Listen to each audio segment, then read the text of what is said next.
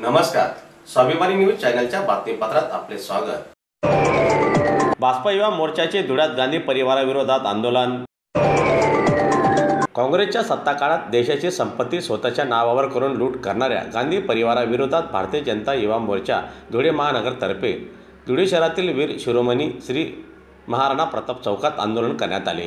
National Harold प्रकरणात सोनिया गांधी आणि खासदार राहुल गांधी यांच्या ईडीमार्फत सुरू असलेल्या चौकशीच्या पार्श्वभूमीवर भारतीय जनता पार्टी युवा मोर्चाच्या वतीने हे आंदोलन करण्यात आलेले असून आंदोलकांनी काँग्रेसच्या भ्रष्टाचाराविरोधात धुळ्यातील श्री महाराणा प्रताप चौकात जोरदार घोषणाबाजी केल्या।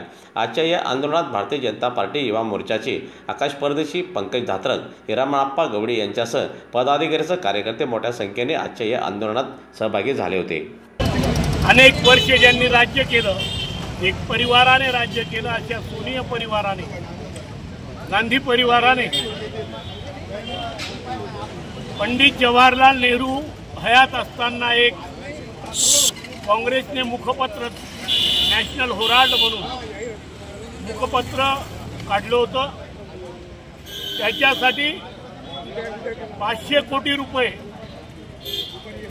हे असताना ते पत्र कुणाच्या हातात पडलं, कुणी किती वाचले हे सांगता येत नाही, परंतु एका परिवाराची आणि फक्त 2 लोक इतर घेऊन तयार केलेली ही टीम नंतर त्यांनी कसे कसे प्रकार केले, त्यात नॅशनल हेराल्डवर पुन्हा 900 कोटी रुपयाचं कर्ज काढलं।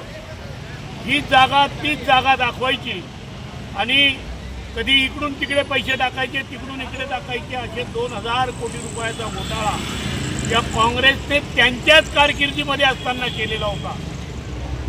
आणि त्यांच्यावर भारतीय जनता पार्टीचे ज्येष्ठ नेते, सुप्रसिद्ध वकील, विधितज्ञ डॉक्टर सुब्रमण्यम स्वामी यांनी त्या काळी केस दाखल केली होती।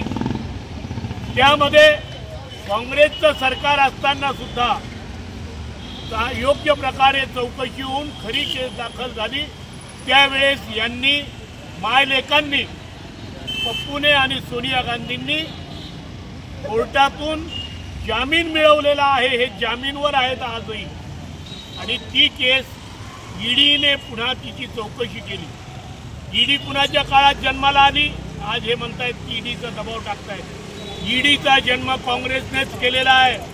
ईडीच्या माध्यमातून अनेक लोकांचे संसार यांनी उद्ध्वस्त केलेले आहेत आणि त्या चौकशीमध्ये हे पूर्णपणे सापडलेले आहेत। त्याच्यामध्ये जो सॅम पित्रोदा आणि संदीप दुबे आणि ही दोघं मायलेक, या 4ही लोकांवर गुन्हा दाखल झालेला आहे। यांना अटक झालीच पाहिजे।